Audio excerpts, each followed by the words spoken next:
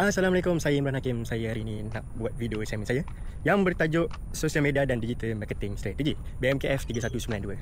So, untuk produk comparison, saya memilih instant noodle, iaitu brand Mami Chef dan Gardenia Nomi yang berperisa laksa kari.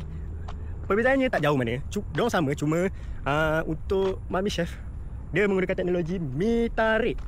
Mi tarik dan rasanya lebih premium. Okey, untuk market segmentation, segmen geografi. Dua-dua brand ni ada di Malaysia, amatlah luas.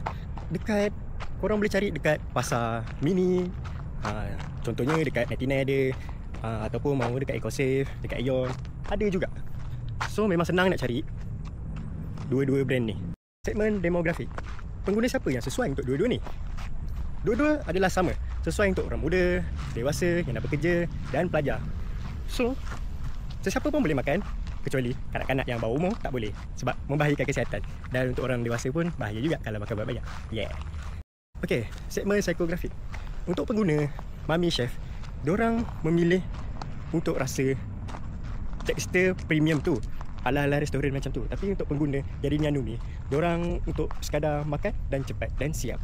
Okey, untuk tingkah laku pengguna pula. Untuk pengguna Mami Chef, diorang dah ada rasa premium, so diorang tak perlu tambah apa-apa yang untuk rasakan rasa sedap tu, rasa premium tu. Tapi kecuali untuk yang pengguna Gardenia Nomi, diorang boleh tambah bahan-bahan yang lain untuk rasakan premium ikut kesesuaian diorang, keselesaan diorang.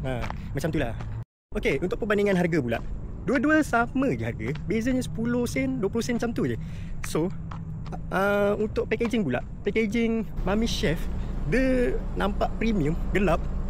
Tapi untuk Gardenia Nomi pula, dia mengekalkan image image diorang. Gardenia kan asalnya daripada diorang pembuat roti, so diorang kekalkanlah packaging seperti roti tu. So tak nak hilangkan image tu.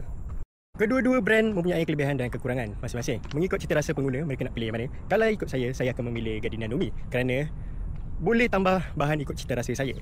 Dan itu saja. Jangan lupa like, share dan komen. Assalamualaikum.